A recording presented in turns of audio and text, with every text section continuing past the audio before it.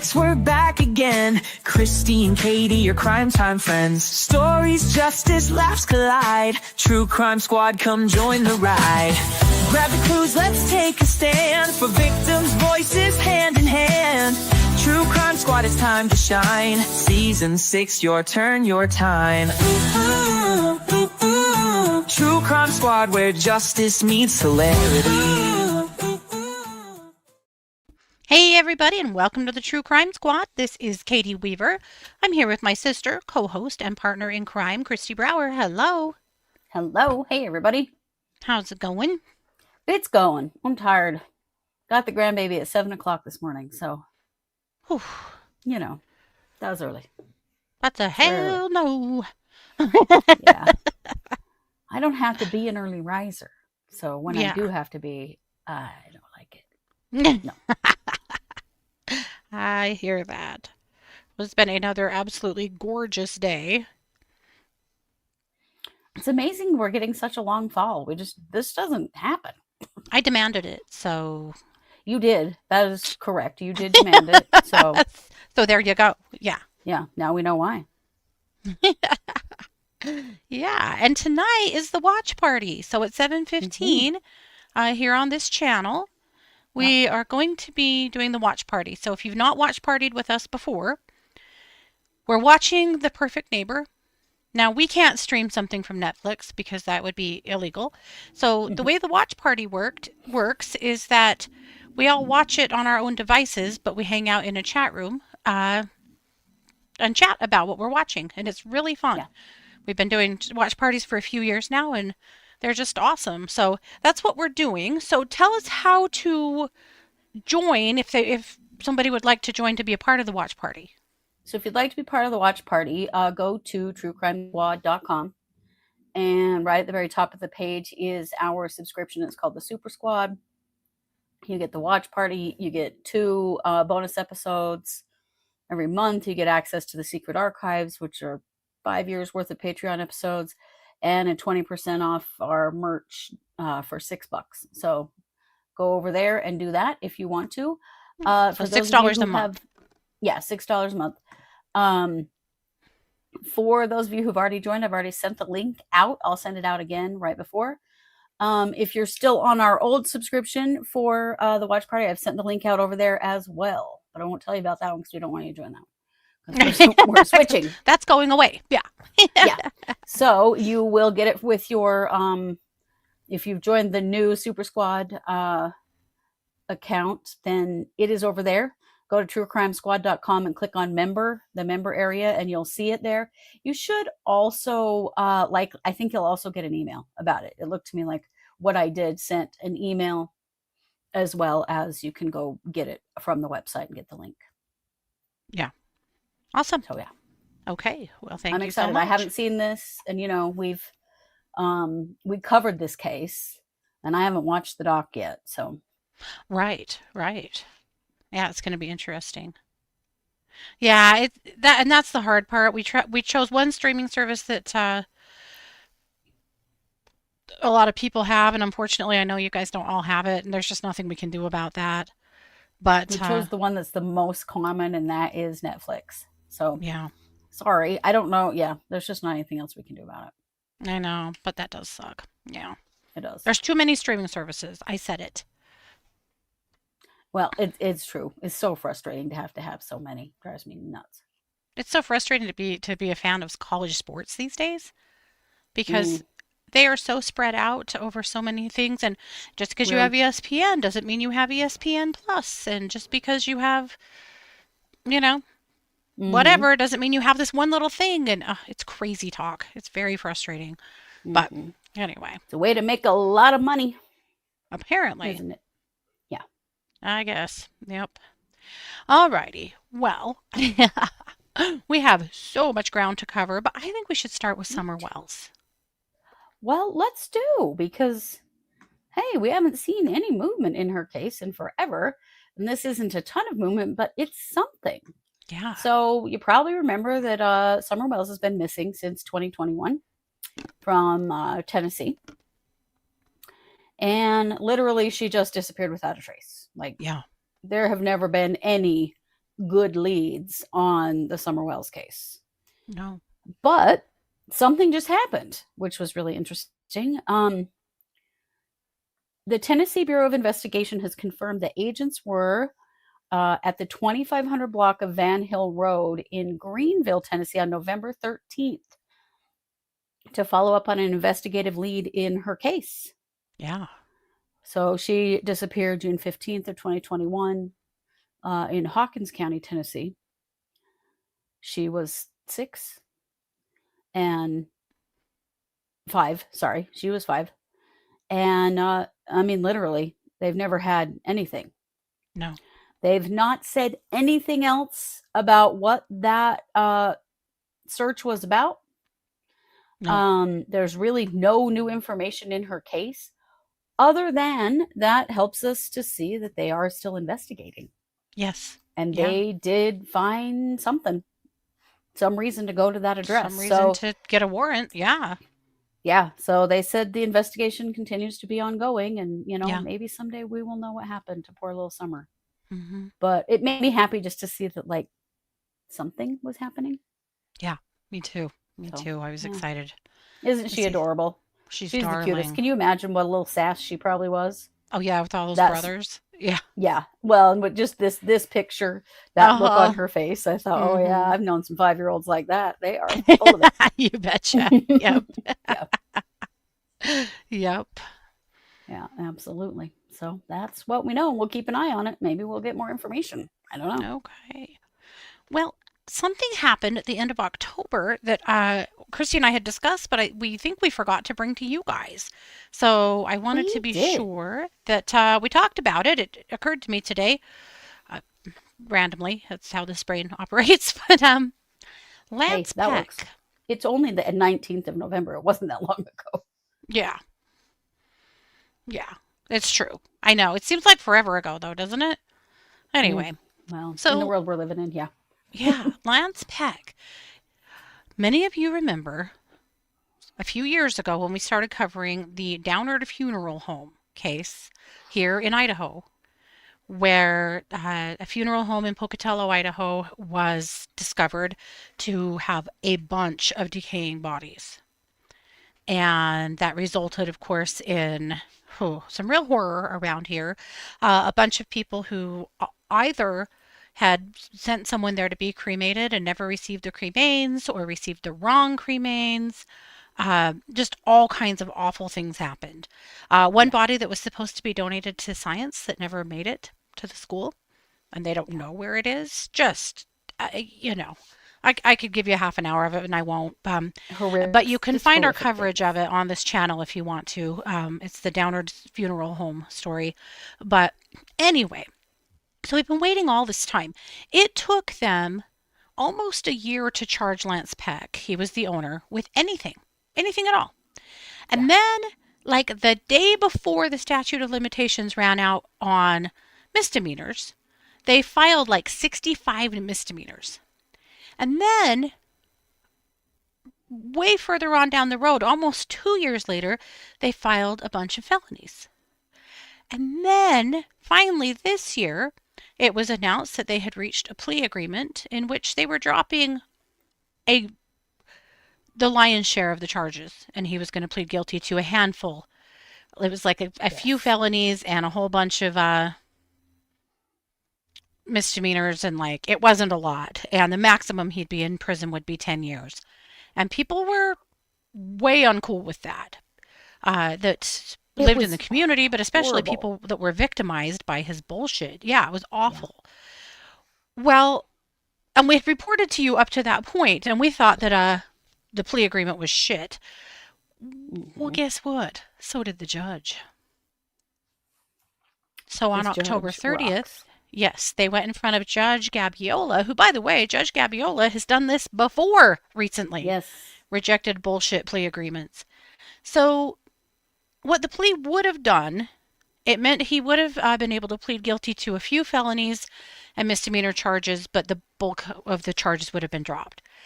It would have recommended a sentencing range of 3 to 10 years in prison. And It sounds like the plea agreement would have limited the mandatory prison term to just 3 years. So the judge said no.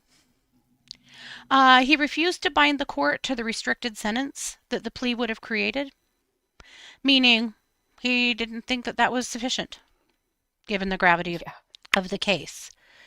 Yeah. He didn't give a big detailed reason in the courtroom other than that he found it to be insufficient and an inadequate deal and wasn't going to accept it.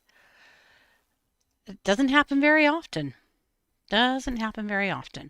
It doesn't, but it seems to be happening in Bannock County fairly often recently. I'm thinking that Judge Gabiola is trying to send a message to the prosecutor's office there that you need to get your shit together and stop letting people off. Cutting lazy deals. The last one was a sexual abuse case. Yeah. That Gabiola kicked the plea deal back. Yes. Yeah.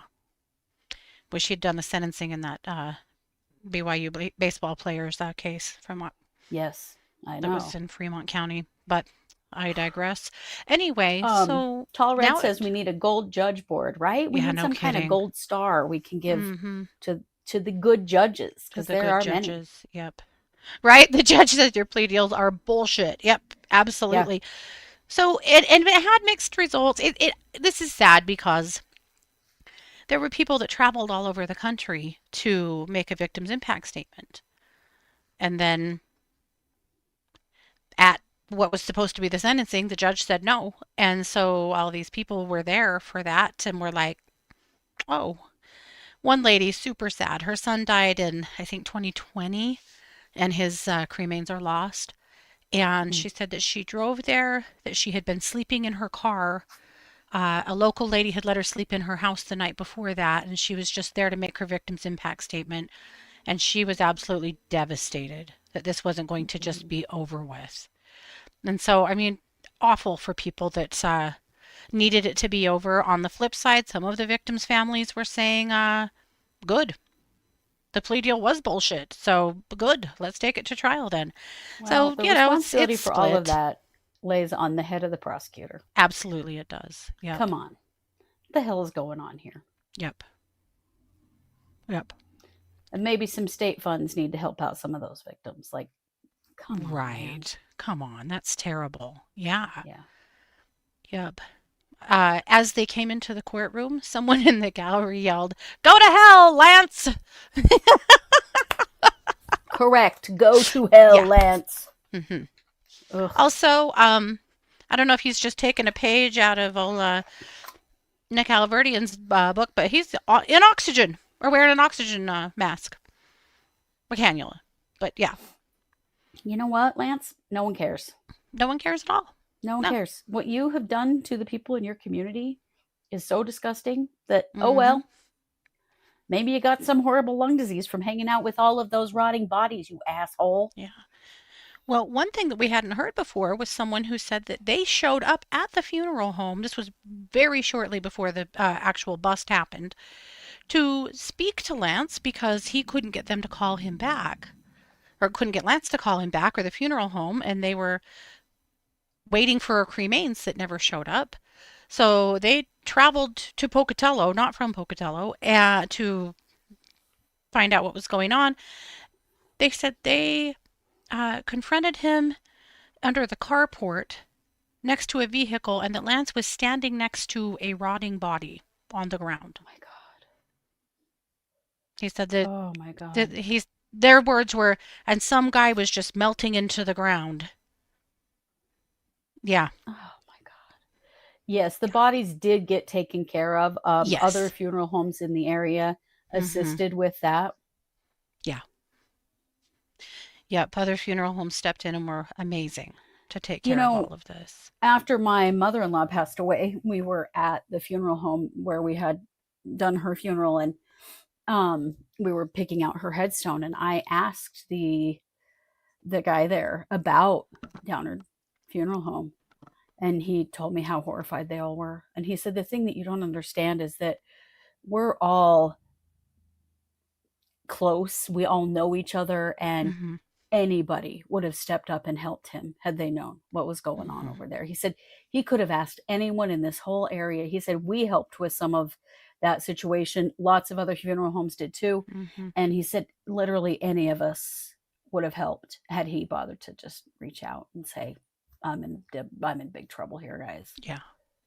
He said it was just so unnecessary that even with his crematorium out of business and all that stuff, he said any of the other funeral homes would have stepped in and helped him. Yeah. Yep.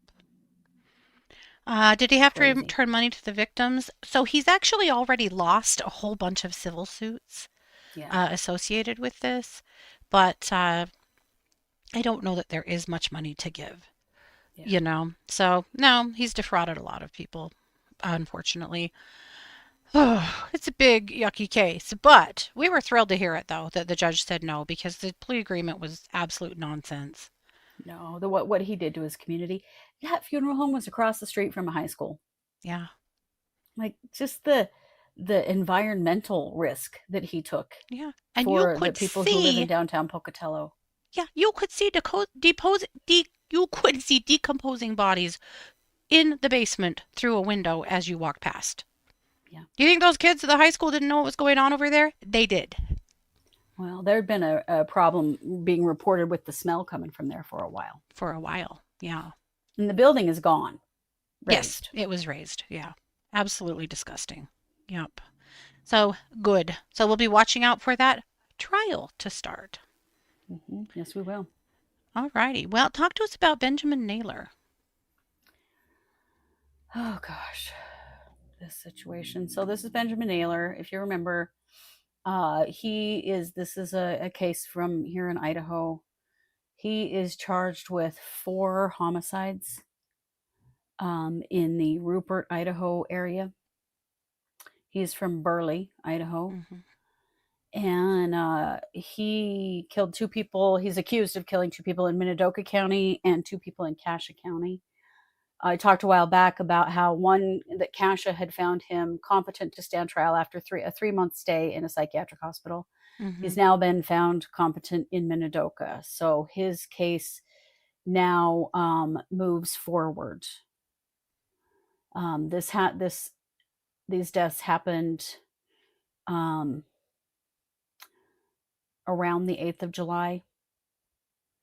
And these were in multiple locations that he shot and killed 4 different people, believed to be in a psychotic state.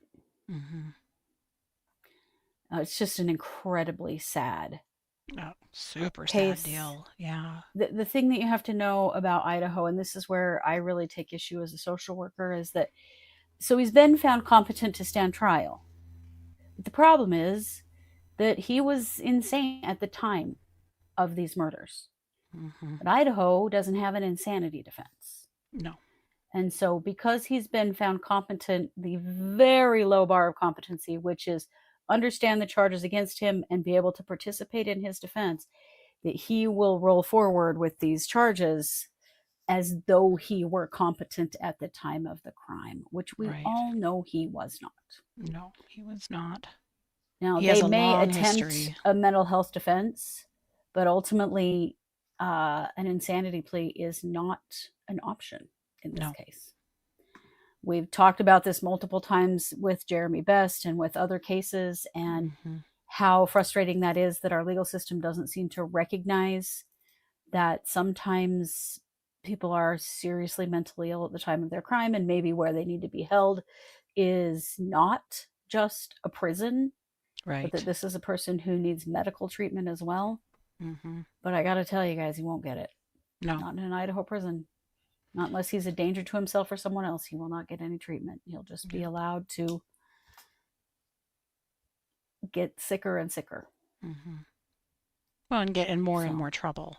Because and in more and more trouble. He'll be more and more dangerous. Yeah, and I mean, I don't want to minimize his crimes for the victims of the families, the families of the victims, because it's horrendous. I just think we have a better way, or should have a better way, than calling this guy competent and letting him stand trial as though he were sane at the time of his crime, just Yeah. like Jeremy Best.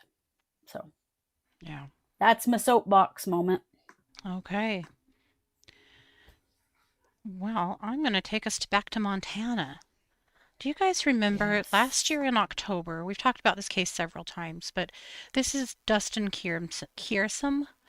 And Dustin went camping up above Bozeman, Montana, in October of 2024. And then was supposed to meet up with his girlfriend and friends and didn't. And wasn't answering his phone. And so his girlfriend and her friend, I believe he'd been out since maybe Thursday night.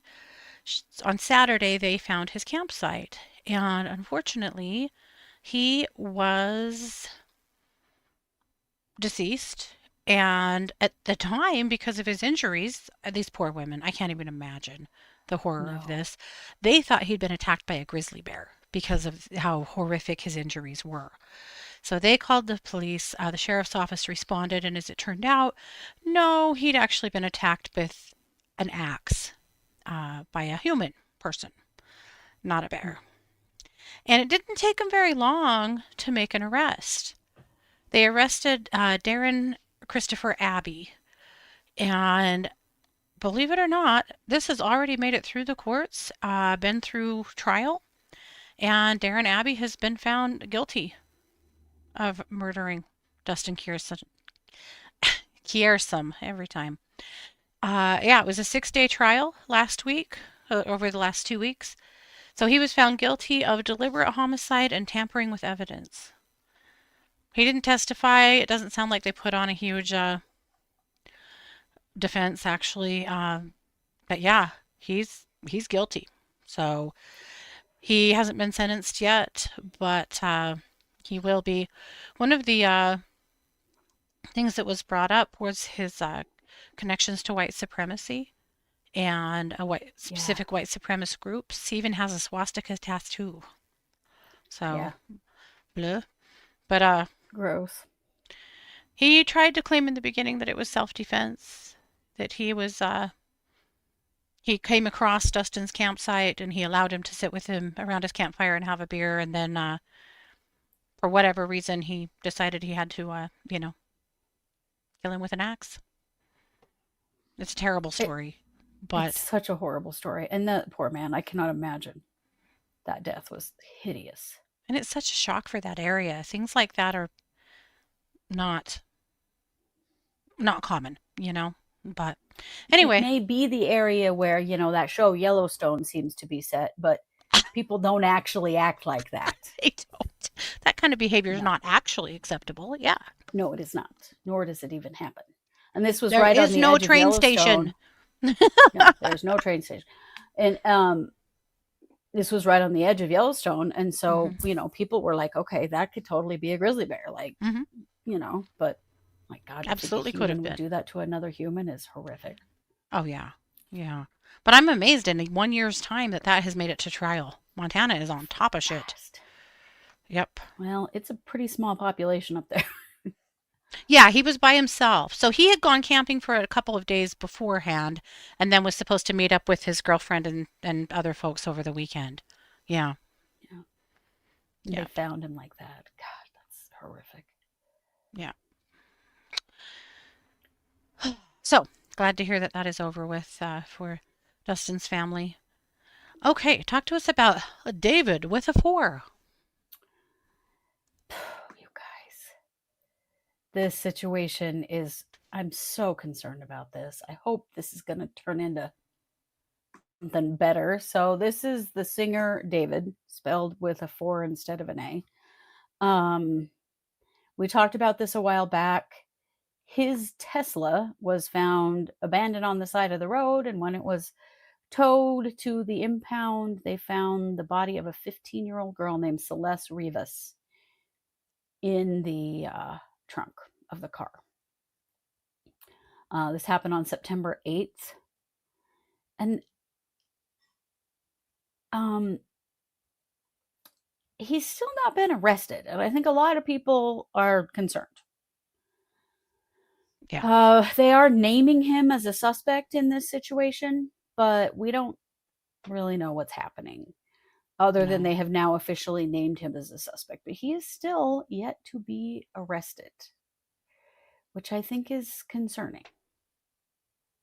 Yeah, definitely. So Celeste disappeared in the Lake Elsinore area. This is in LA, around LA, and had to be identified through forensics because her body was very decomposed. Mm-hmm. She was last seen on April 5th of 2024.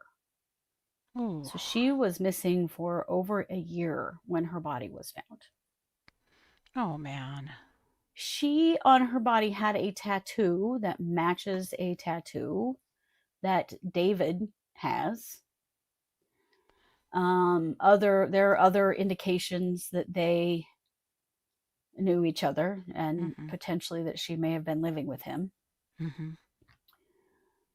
It is a bizarre and horrifying situation, but I'm glad to hear them finally calling him a person A of suspect. interest. Yeah, or a person of interest. Yeah. Now, unfortunately, this guy started a world tour on August 5th that he had to stop because of this. And the tour was called Romantic Homicide. And apparently he has a song called Romantic Homicide. Oh my God.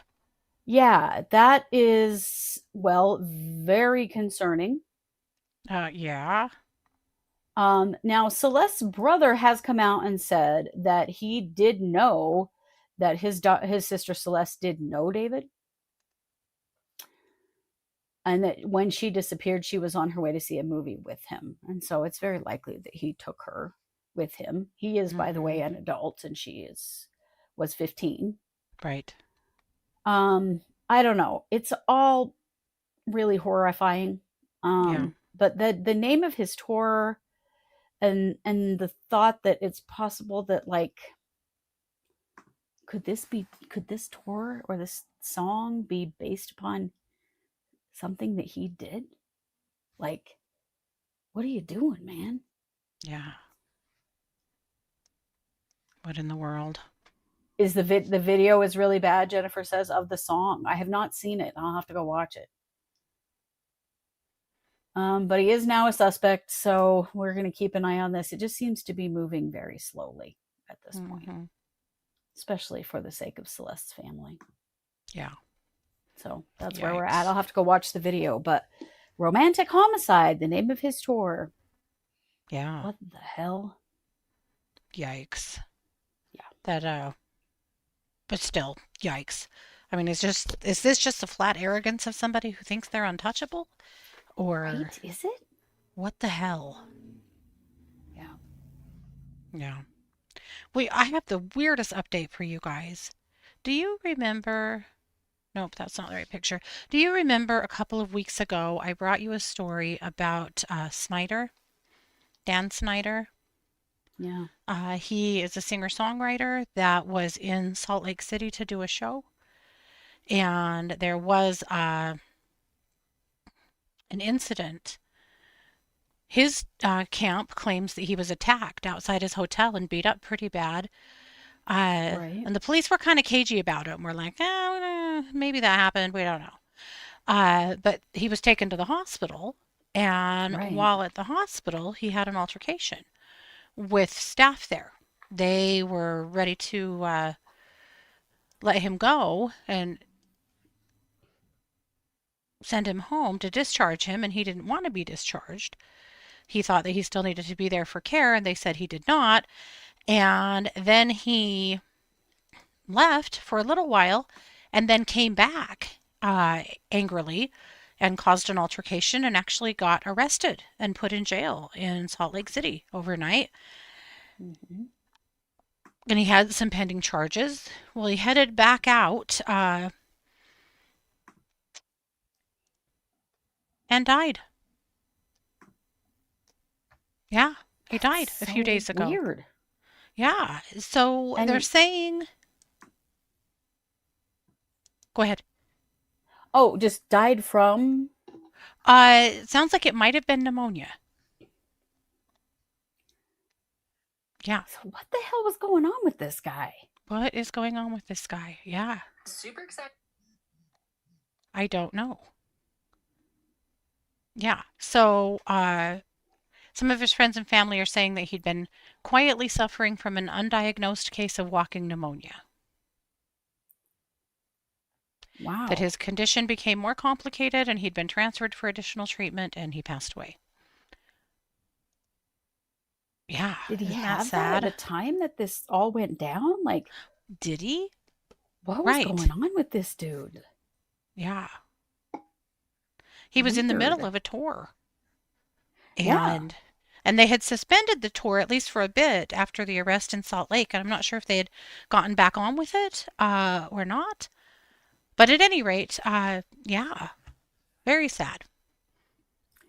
Really sad. And just like the way things kind of worked out for him, so weird. Yeah. Yeah. Right. Could the pneumonia have been part of his misbehaving? It's a good question. I Right? know that, right? Like that's what I'm wondering too. Like, was he like really sick and didn't realize it, or Right. was this Huh. unrelated? Weird. Right. Right. Right, Joelle. It puts the hospital incident in another light. Right, for sure. So, anyway, sad deal. Yeah, very sad. That's too bad. Yeah. So, also, last week we brought you a story about a lady and her husband who were cleaning houses in Indiana and had mistakenly gone to the wrong house. Now, there was some question about if they tried to enter the house, if they tried to use a key, or punch in a code. We're still not entirely sure. But at the time that that happened, the prosecutor in that town was like, I don't know, castle doctrine, not sure. What happened to these people? Well, the homeowner shot through the door and killed Maria, shot her right in the head. Yeah. So these people tried to Through get the in. closed and locked door. Yep. Tried to get into the wrong house, and this guy freaks out, shoots through the door, and shoots her in the head. And people were very upset because the prosecutor's like, I don't know if we can charge with that. I mean, the castle doctrine applies or might apply. And people are like, they didn't go in the house. And also, who the Right. hell is shooting through a closed locked door? Yeah. So, but at Well, I'll first tell they you were who also, we're watching in our watch party, unfortunately. yes. But there have finally been charges. So this is the man who was charged. This is the homeowner. He says he was in bed asleep with his wife at 7 a.m. Somebody was trying to get in the front door and he took action. His name is Curt Anderson. So I have a very short press conference on this one. Really glad to see they made a charge. We cannot just be allowing this shit. We just cannot. No, Give we me a cannot. break. Comprehensive examination, the Boone County Prosecutor's Office has filed one count. That count being voluntary manslaughter, which is to knowingly kill while acting under sudden heat as a level 2 felony. This has been charged against Curt Anderson of Whitestown, Indiana. At the conclusion of this press conference, copies of the charging information and the probable cause affidavit will be made available to you once it is unsealed by the court. It is vitally important for the citizens of Boone County to understand that our decision today in no way should be interpreted as a challenge to Indiana stand your ground law or a person's right to self-defense. We respect those laws, believe in those laws, and will uphold those laws. Based upon the particular evidence and circumstances of this case, we have determined that Curt Anderson's actions do not fall within the legal protections provided by the Indiana Stand Your Ground law. This case is not about undermining the law, it's about applying the law to the facts of this case, and that is what we intend to prove at trial. Curt Anderson remains presumed innocent, and until the state proves his guilt beyond a reasonable doubt in a court of law. This presumption of innocence is a cornerstone of our justice system and a principle that lies at the heart of a fair and just legal system.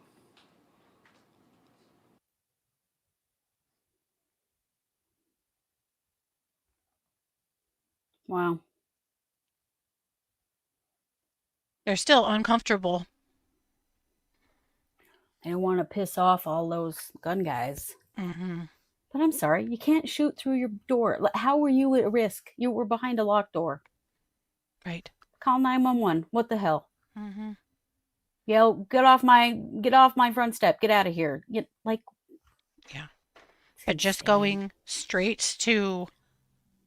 going straight nuclear, just going straight to the lethal option. Like, come Yeah. on. No, Yeah. So I glad to see it. cannot. Glad to see it. Very. Absolutely. Okay, Kristi, let's see. You want to talk to us about Larry Summers? Yeah, so something's going on that I think we're going to see more of, and that is people fessing up to having contact with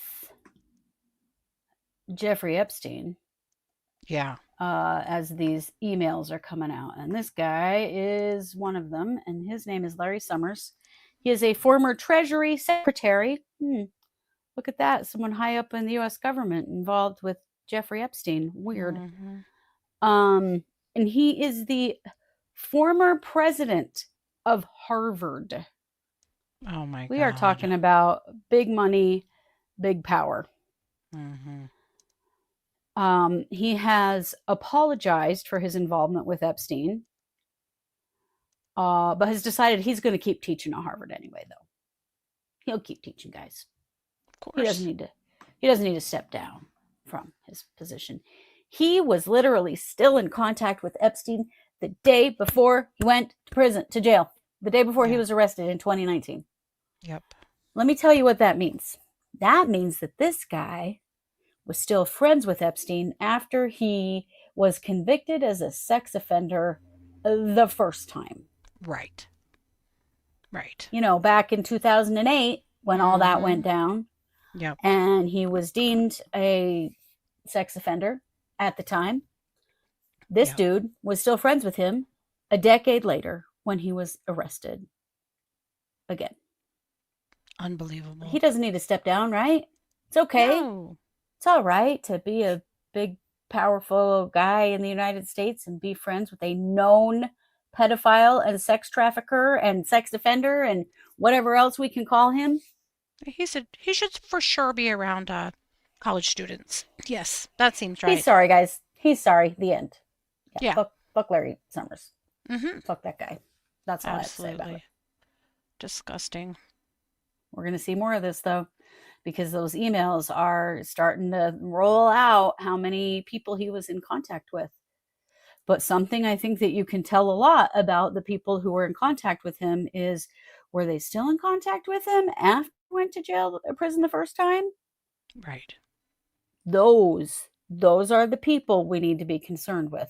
The people prior to that, maybe they were involved. Maybe it was a business thing. We don't know for sure. Right. There are questions, but, it's not a given. This dude knew. Full on knew that he was talking to a sex offender and he didn't care. So, yep. Look at those timelines. That's what really matters. Yep. 100%. Ugh. Okay. Well,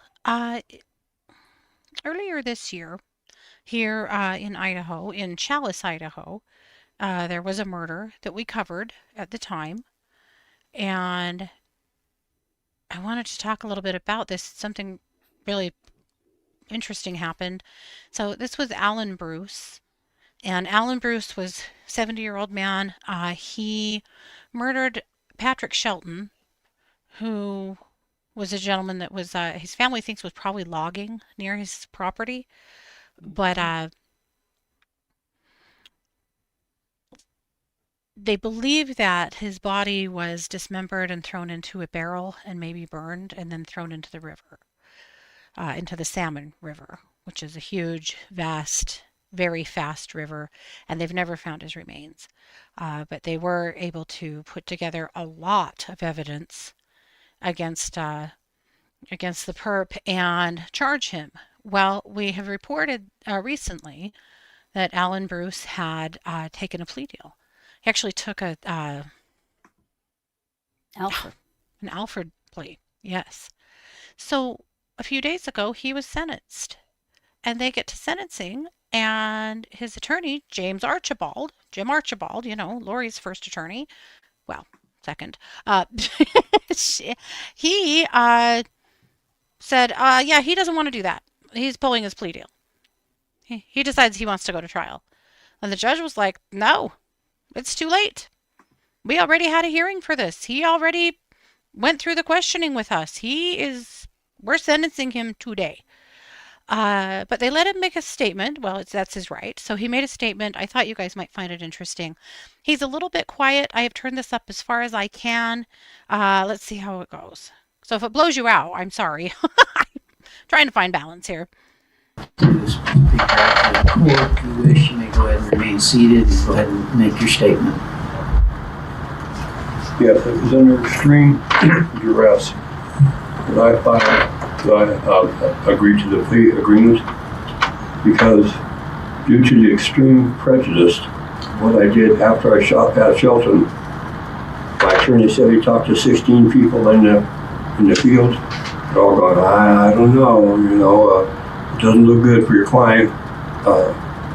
Detective Tuttle, when I tried to explain to him it was self-defense, when he heard what I did to Patrick Shelton, he says, oh no, I think you're trying to cover up a murder, and he recommended to the state that he filed a murder charge and I'd be prosecuted for first-degree murder. All I can say is that I observed Patrick Shelton hunting me down with a revolver in his hand that night before he got in his truck to go down to his place.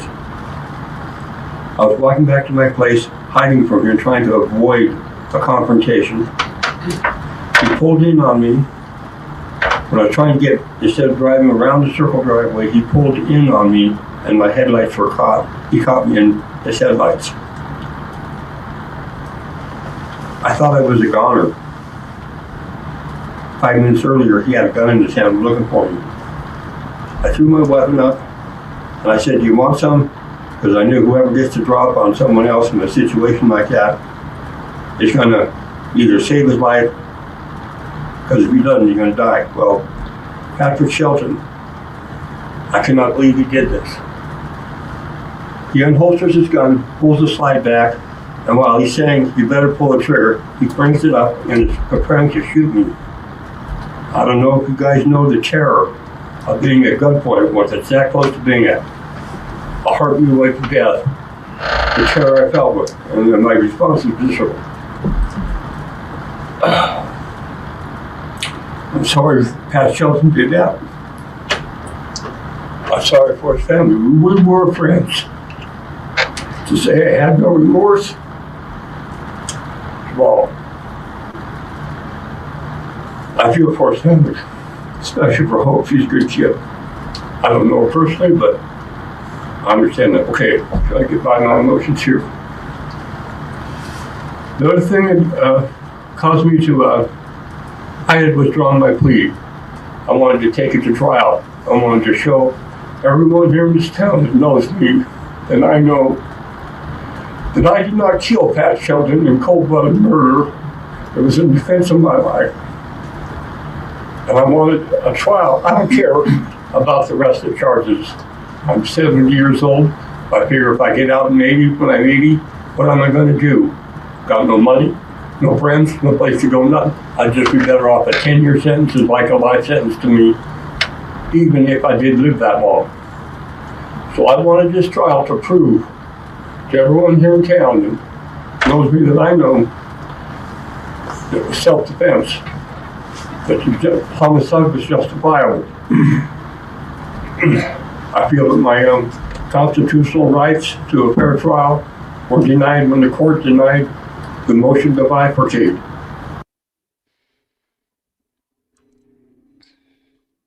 The problem you're going to have, Alan, Yeah.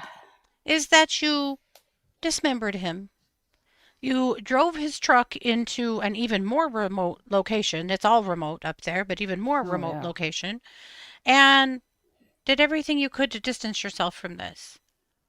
Why would have you not gotten the sheriff involved if that was self-defense? You You just were covering cannot. a crime, dude. Yeah. You can't do all the shit you did and then try and come back here and say, no, it was self defense. And also, I was under extreme duress when I took the plea. Now, no. And I'm sorry the victim did that. Can you believe the victim's family had to sit and listen to that? Disgusting. Yeah. Well, and the terror I felt. Do you Mhm. mean the terror Pat Shelton felt, Yeah. jackass? You know, the person who died. Yeah. I mean, this dude didn't even have injuries. No. Like, come on. Yeah. I don't think anybody buys that bullshit. No. I thought that was really something. So, he is going to prison. It isn't a huge. It's a minimum sentence of 10 years, a maximum of 20 years in prison. It's really Because hard to he's believe. 70 years old, it probably is a life sentence for him. It probably is, but that sentence is nothing. No. For But what he do did. know that he has priors. He's had other run-ins with the law. He is it's not like this is the first time that he's gone to prison even. So, He's the kind of guy that would go live up in the hills up above Chalice mhm. in a super rural place to just hide out. Yep, just disappear from the world. Yeah, Because he's not actually even from Idaho. He's from California. right. Yeah. Awful case. Yikes. So, What an ass. anyway, off to prison with you. Yeah. Okay, Kristi, let's see. Ooh, Alexander back? Yeah. Speaking of assholes who need to go straight to prison, this is Alexander back, guys. This guy got busted in a child sex sting Ugh. where the police, this was in Bloomington, Minnesota, and there were 16 men arrested after they responded to an ad trying to hire a minor for sex. Oh. And when he was arrested, he said, "I'm ice, boys." Like that was going to get him out of this. And that's the sheriff's office Fortunately- that reported that, right? Yeah, That he said and the that, sheriff's yeah. office was extremely unimpressed. Apparently, he Mhm. responded, he's accused of responding to an ad where he was speaking to someone who posed as a 17-year-old girl who confirmed with him that she was a bit younger than what age she put in her ad, and would that be okay? And yeah, he's being charged with, let's see,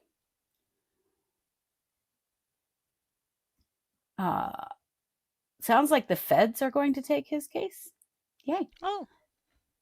This is a prostitution-related felony offense of hiring or agreeing to hire a person reasonably believed to be under the age of 18, but at least 16. He was booked into the Hennepin County Jail and was released on a $75,000 bond. Yeah.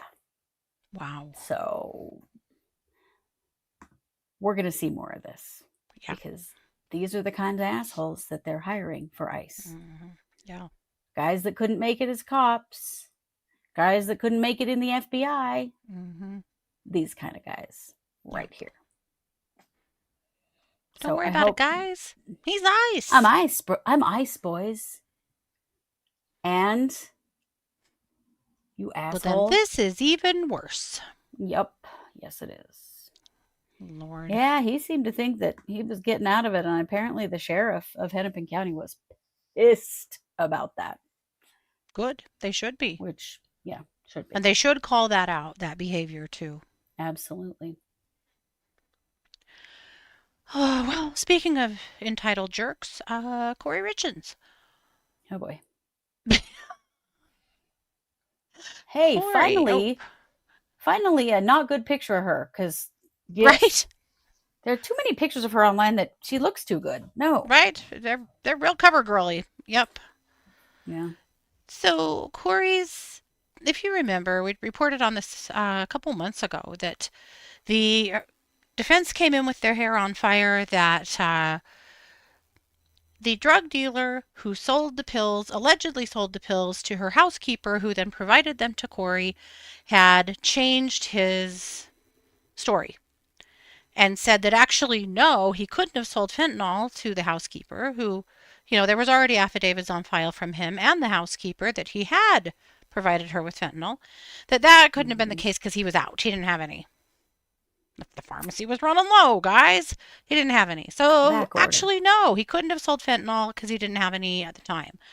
And so the defense was coming in, hair of fire, going, well, I mean, this just ruins the state's case. I mean, without fentanyl, there's really no crime. So, yeah, we want bond. They've tried to get bond multiple times. So many times. And so they dropped this at the feet of the judge to decide, is this... They were claiming she deserved a new bond hearing due to a material change in circumstances, new evidence, right? So the judge has now ruled no. The judge said that it's unpersuasive. Their argument is unpersuasive for 3 reasons. First of all, Crozier made those statements on the record. Now he's coming back and saying, no, it wasn't true. But that goes in front of the jury, So that's not for him to decide. He says that a retraction of his former statement doesn't render his former statement inadmissible. Right. Just because a drug dealer changes his mind about what he said doesn't mean that suddenly that first statement is inadmissible. Not by any stretch of the imagination is that true. Yeah. He also says that there's plenty of other evidence in the case that suggests that Kouri Richins had a motive to commit the crime and exhibited consciousness of guilt, and that Mr. Crozier's recent recantation does not affect the weight of that evidence at all. And number 3, he said, it's not up to the court to determine whether a jury will, would, or is likely to convict Richins, but rather determine if there is sufficient evidence that a jury could convict Richins. So he's saying there's just no reason that they didn't bring the smoking gun they wanted to have brought, that they were claiming to have brought in this instance. So, nope, she will be staying put. Good. Yeah. That's As sneaky exactly as she where has should been, in and out of jail, I don't think that girl should be out until her trial for any reason. Trust her. No. Speaking of we can't trust them, Diddy? That's the question. Diddy. All right. Well, this is the only kind of picture I like of him, because everything you find on the internet are pictures of him when he's much younger, and I would rather we see him like this, because this is who he actually is. Yeah. But guess what, guys? The LA Sheriff's Department is investigating new sexual assault allegations against him. Oh, good Lord. The alleged assault occurred in 2020. The question is, can a state prosecutor get the job done in a way federal prosecutors really didn't? So I don't know. Wow. So these are allegations at the time. The victim actually lives in Florida at this point. But they took a report in September from a man who claims that Combs sexually assaulted him in 2020. The victim's name, of course, is not being released. But music producer Jonathan Hay did identify himself as the complainant. Now, this is interesting. Oh. I didn't realize that he had self-identified. He's self-identified in social media. Wow. That he is one of the John Does who filed some civil suits against him earlier this year. Wow. Okay. Oh, gross. Okay. I'm going to tell you this. No one wants to hear this, but according to the police report, Combs pleasured himself in front of Hay and asked Hay to finish him off in February of 2020. Hay said he did not respond because he was in shock, and that Combs then tossed a semen-stained shirt at him. Ugh! I didn't ever want to have to say that out loud. Yeah. So there's another incident in March of 2021 in which Hayes says C.J. Wallace, who is the son of Christopher Wallace, who was the notorious B.I.G., took him to a location where two men put an item over Hayes' head before Combs came into the room and allegedly forced his penis inside of Hayes' mouth several times. Ew. Oh my God. Yeah. Eddie was just out there doing whatever he wanted. Definitely. And all these Hay- people around him were just accommodating that. Yeah. So Hay provided the police with pictures and videos to show that he was collaborating with C.J. Wallace on a music project. And that's what led him to being introduced to Combs and these incidences occurring. So, of course, C.J. Wallace says these accounts are false, blah, blah, blah. Combs says he didn't do it. But the police are looking at this. So we shall see. He's, as we know, Combs is currently serving 50 months in federal prison following his sentencing. And maybe California's going to take a crack at him after that. I don't know. We'll see. That sounds pretty fucking horrific, though. Here's the thing. I worked in domestic violence and sexual assault, and I got to tell you that there is no way in hell a man would admit to those things without it actually having happened, because most of the time he wouldn't even say it if it did. Right. So that has a fair amount of weight to me. Yeah. That a man is willing to say it and then willing to come out publicly and say it. There's some weight there because men don't report. Nope. Wow. So interesting. Yeah. But California's got some time because he's, Yeah. Real busy. in federal lockup now. So Yes. Yikes. Whew. Wow. I do. Right? I believe it too, Joelle. I'm with you. I absolutely do believe it. I can't imagine why this guy would risk this if it weren't. Oh, But not to mention that I there feel have the already same been way about the so women many who reported people. against him. For sure. Absolutely. Yeah. Well, and there have been so many people come out of the woodwork, but it sure makes you have to wonder how many haven't. Yeah. Or how many I people that suspect a he lot. did something to that they were just like, wasn't that big of a deal. You know what I mean? That just moved They're on. just terrified. Yeah, that too. That Yeah, too. or Yeah, and embarrassed. NDAs. I'm sure there's NDAs right and left. Yeah. Yeah, I'll bet there are. So gross. Yeah. Well, believe it or not, we're not quite done, but I think I'm going to call us done because we've got to get out of here for the watch party. Yeah. So we just Yes, had we do. so much content tonight. The last two things I had were Shanna Fernandez Gardner, and it's just I'll tell you about it real quick, just because Shanna is going to trial next year for the murder of her ex-husband Jared Bridegan. We sure hope so. Yeah. Delayed so many times. This was a hitman for hire case out of Florida. Sound familiar? And she and her husband both are going to trial. The hitman is already in prison. He pled guilty. Right. Well, we're just learning that earlier this year, he tried to recant. And the prosecutors, the investigators are like, you already pled guilty and are in prison. And he's like, yeah, but actually, no. None of these things I said happened. My statement's completely, fallacy. Okay. And then the next day, investigators came back to talk to him and he's like, oh yeah, all that stuff I said about it not being true. Yeah, no, it really is true. So what's going on? Yeah. Don't know. Pretty But they're not wacky. going to get bond for that either. No. Kouri they're not. Richins. Yeah. I mean, that guy's already in prison for the crime. Ah. Yeah. The hell? Insane. Yeah. So anyway, all of these really stable, definitely should be believed criminals. Yes. Yeah. Yikes. Serving as key witnesses. Yeah. But a mice, boys. Right? Yeah. Yeah. Pretty much. I mean, he is really ice. Just just in case. He did work for ICE, but Yes. that does not mean, that you get to solicit children. No, definitely no. Yeah. Well, we're going to go. So, those of you that are watch partiers, we'll see you in 15 minutes on the new stream, the stream for the watch party. The rest of you will be back tomorrow at 3 p.m. Mountain for our last show of the week. So, we'll see you then. This has been yet another production of the True Crime Squad. Bye, everybody.